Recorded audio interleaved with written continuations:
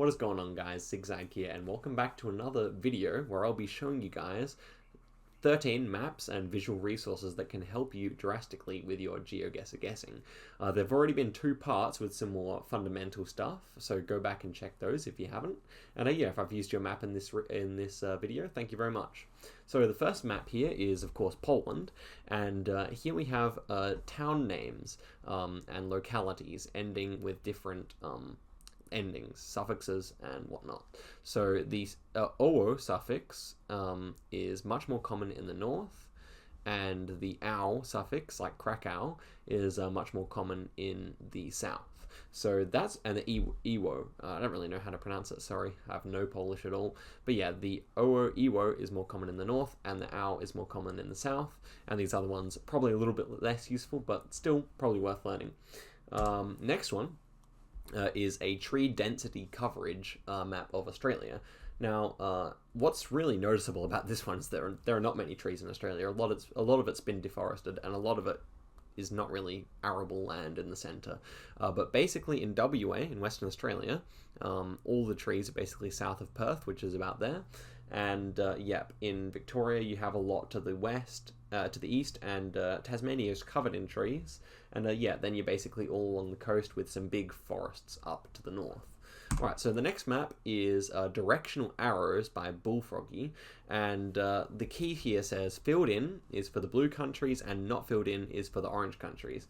And I wasn't exactly sure what that meant here, but what it means is whether this arrow has like the juts out here, or whether it's like all the way like a perfect triangle. And so I've got some examples up for you. So here we are in England, and you can see that this arrow is not like filled all the way in. I think that's just the best way to describe it. And this one here, well, of course, this one is filled in. This one's in Sweden. And so you can see over here that in Britain, we do not have them filled in, and in Sweden, we do have them filled in. So yeah, pretty simple. Not really too many countries using the not filled ones. It's definitely more of a filled in affair, but you could definitely use it to help you out with, for example, Finland or France. They're ones that come to mind as being more useful. Okay, so here we are in license plate starting letters.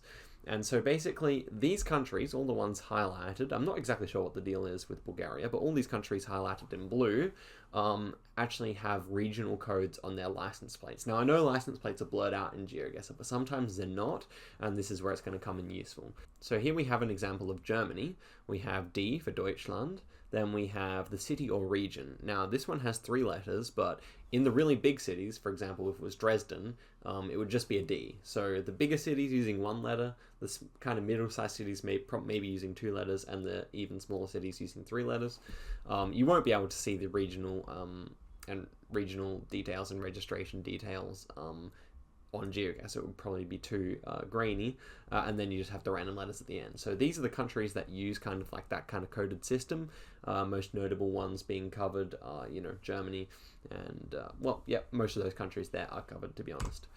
Next up, we're talking about corn production. Corn is useful because it's a really distinguishable crop. Here is a picture of what corn crops look like. If you didn't know, you probably did, but they have these long leaves, so they're quite distinguishable, and also they're quite commonly farmed in certain areas and certain climates. So here we are in kind of Central and Western Europe, and you can see that the Baltics and the Nordic countries basically don't farm any corn, neither do the British Isles. And you get it mostly going on in Romania, Hungary, particularly Serbia, a certain region in southwestern France there, and northern Italy. So that's what you got to keep in mind. Now, of course, a lot of these other countries do a little bit of it, but it's like this band across Europe. And if you could remember that, like, kind of band across, like, that runs from southern France across northern Italy into Romania, that is where the majority of the corn growing goes on. In the United States, it's a bit of a different picture. Instead of being a band, it's more of a cluster. It's around Illinois and what have we got? Like Minnesota and Missouri, I think it is. No, I can't remember which is which. Iowa. There you go. Iowa, and yeah, a lot of these counties growing a lot of corn in here. Less likely to see it on the East Coast, certainly not common to see on the West Coast. And yeah, just a bit of a central, like, plains kind of deal going on there. Okay, the next map is just a bunch of the most common supermarkets to see in different European nations. And one thing to mention with this is that it by no means entails that these are the only supermarkets or exclusive or anything like that, merely that they're common. So I don't really know what the methodology was with putting together this one, but for example, Lidl in Romania, well, you can find that in Germany as well. It's a German company. So yeah, just good to keep in mind, and maybe some of these are more exclusive and can help you out. So moving on to the next one, and here we have forest coverage in the United States, and also this map on the right shows the average color from satellite imaging. So you can use those two things to definitely influence your USA guesses here. So the big takeaway is the East Coast has a lot more forest and it's a lot more green. West Coast, of course, being a lot more dry, and this is a lot of the climate in here is influenced by mountains as well. So you can see Montana and Colorado kind of have mixed coloring, and that is, of course, because of the mountains. But yeah, you can definitely see which states are very dry. Nevada, obviously, being so dry and also having 0.5 tree coverage, actually being the lowest in the whole country. Whereas North Dakota, being a green state, but only having 1% tree coverage. So those kinds of things, the Great Plains here, knowing about where there are a few trees can really help you narrow down which states you're going to be in pretty soon off the bat, to be honest. The next one is capital letters on road directional signs. So this means that we've got the blue for all caps. So in all caps nations, all the like city names, you could say, like, you know, if it's like Moscow in 200 kilometers, that's all going to be in capital letters. Whereas in the red countries, they're going to most of the time just use the initial letter in capitals. So if you go into Berlin, it would be capital B Berlin. The Erlin part would be, of course, in lowercase. And now, where I can think of this being really useful is in Slovakia and Czechia. You can see Slovakia here is in yellow, and that is because they're transitioning from using all caps into using initial letters.